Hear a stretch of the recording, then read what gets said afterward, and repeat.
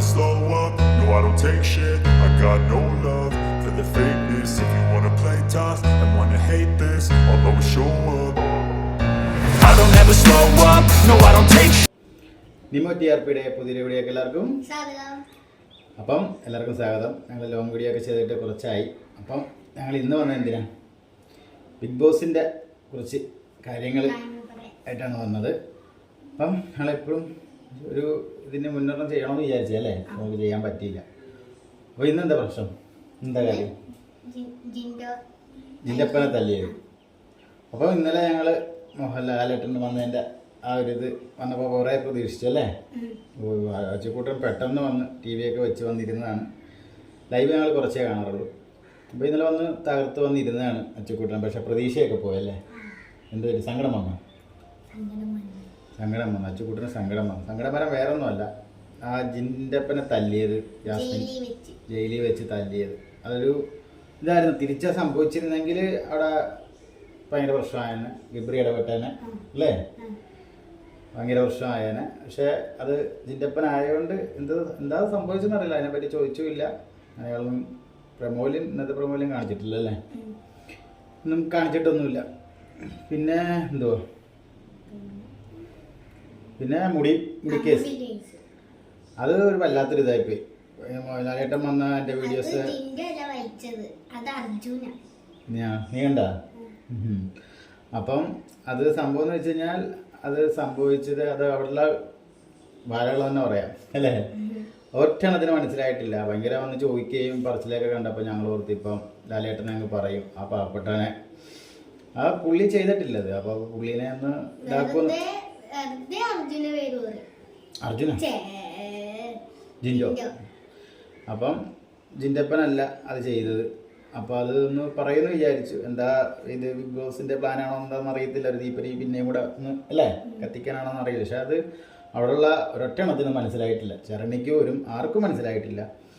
അതിൻ്റെ ഇടയ്ക്ക് ഗബ്രിയുടെ ഒരു വാക്കസ്രത്ത് ഉണ്ടായിരുന്നു. അതിൽ മോഹൻലാലേട്ടൻ വഴി മാറിപ്പോയാണെന്ന് അറിയത്തില്ല. ഇടയ്ക്ക് വന്ന് കുറച്ചൊരു 10 മിനിറ്റ് ഒരു വാട്ടം ഉണ്ടായിരുന്നു അല്ലേ, എന്താണെന്ന് അറിയത്തില്ല. പക്ഷെ അത് ഇന്നലത്തെ ഒരു ഇത് കണ്ടപ്പോൾ തന്നെ ഒരു എന്തോ ആരെയൊക്കെ എന്തോ സപ്പോർട്ട് ചെയ്യുന്നതൊക്കെ തോന്നിപ്പോയി. ഈ ഇടയ്ക്ക് വന്നിട്ട് മൂക്ക് ചീറ്റിയതും ജാസ്മിനെ വഴക്ക് വരുന്നത്, മൂക്ക് ചീറ്റിയതും പിന്നെന്തോ വൃത്തിയില്ലായ്മ, ഇതിനൊന്നുമില്ല. കാര്യമായിട്ടുള്ള കാര്യത്തിനൊന്നും ആളെ ഇങ്ങനെ ഒരുമാതിരി വിളിപ്പിക്കുന്നതൊക്കെ തോന്നുന്നുണ്ട്. എന്താ സംഭവം എന്നറിയില്ല. ഇത് ബിഗ് ബോസിൻ്റെ ഗെയിം പ്ലാനാണോ എന്ന് അറിയത്തില്ല അല്ലേ. പക്ഷെ ഇന്നലത്തെ ഒരു വല്ലാത്ത ടൈപ്പ്. അത് വീട്ടിൽ വേറെ ആർക്കെങ്കിലും അത് സംഭവിച്ചിരുന്നെങ്കിൽ അതിപ്പം ഭയങ്കര പ്രശ്നമായാണ്. ഇത് പുള്ളിക്കാണെങ്കിലും സംസാരിക്കാൻ അറിയില്ല. പുള്ളി അത് ഒന്ന് എടുത്ത് ആ ഇതിൽ ഒന്ന് എടുത്ത് പറഞ്ഞാൽ മതിയായിരുന്നു അല്ലേ. എനിക്കത് ആരാണെന്ന് അറിയണമെന്ന് പറഞ്ഞാൽ മതിയായിരുന്നു. പക്ഷെ പുള്ളിയും പാവപ്പെട്ടനും സംസാരിക്കാൻ അറിയില്ല, അതാണ് പ്രശ്നമെന്ന് തോന്നുന്നു. പിന്നെ ഇവിടെ നിന്ന് പറയാമേ.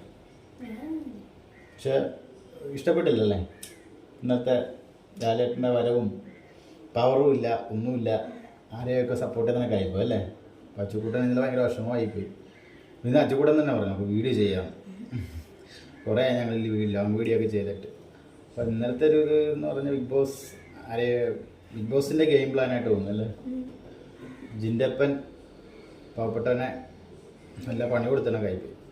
അതെനിക്ക് അതിനകത്ത് വേറെ സംഭവം നടക്കുന്നുണ്ട്. സംഭവം കണ്ടായിരുന്നു അത് മറ്റേ ശ്രീരേഖയില്ലേ, ശ്രീരേഖ മറ്റേ റൂമിനകത്ത് വന്നിട്ട് പറയുന്ന ഡയലോഗ് ഉണ്ട്. എന്ന് വെച്ചാൽ ജിൻ്റപ്പൻ എന്തോ ജാസ്മിൻ്റെ അടുത്ത് വന്ന് കിടന്നതാണെന്നും അതെന്തോ അതെന്തോ അവരെന്തോ ഒരു ഇതായിട്ട് സ്ത്രീ വിരുദ്ധ ആ ഒരു സെറ്റപ്പിലൊക്കെ കയറി നോക്കുക. എന്നുവെച്ചാൽ ജിൻ്റപ്പനോടെ കിടക്കുന്നു, ജാസ്മിൻ AC കൊള്ളാനായിട്ട് കുടം മാറ്റി വെച്ച് അവിടെ കിടക്കുന്നു, കാല് നീട്ടി വെക്കുന്നു, അവിടെ വന്ന് കിടക്കുന്നു. അല്ല അത് സംഭവം എന്ന് വെച്ചാൽ ആൾക്കടെ ചെറിയൊരു കൂളിംഗ് ഉണ്ട്, അവിടെ കിടക്കാൻ വേണ്ടി ഒരു സംഭവം ചെയ്തതാ. പക്ഷെ അത് വളച്ചൊടിച്ച് ശ്രീരേഖ വന്നിട്ട് പറഞ്ഞു, അത് ആ റൂമിൽ വന്നിട്ട് പറഞ്ഞു അത് എന്നോടായിരുന്നെങ്കിൽ അങ്ങനെയൊക്കെ പല ഡയലോഗൊക്കെ അടിക്കുന്നുണ്ട്. പക്ഷെ ആ സംഭവം നടന്നിട്ടൊന്നുമില്ല. പക്ഷെ എന്താണെന്നറിയത്തില്ല, എല്ലാം വളച്ചൊടിച്ച് അങ്ങനെ കുറേ ആ പുള്ളിയുടെ ഭാഗത്തുനിന്ന് കുറേ നെഗറ്റീവാക്കാൻ നോക്കുന്നുണ്ട് അല്ലേ. ആ പുള്ളീനെ ഒരു വൃത്തിയിട്ട മനുഷ്യനായിട്ട് ചിത്രീകരിക്കാൻ നോക്കുന്നുണ്ട്.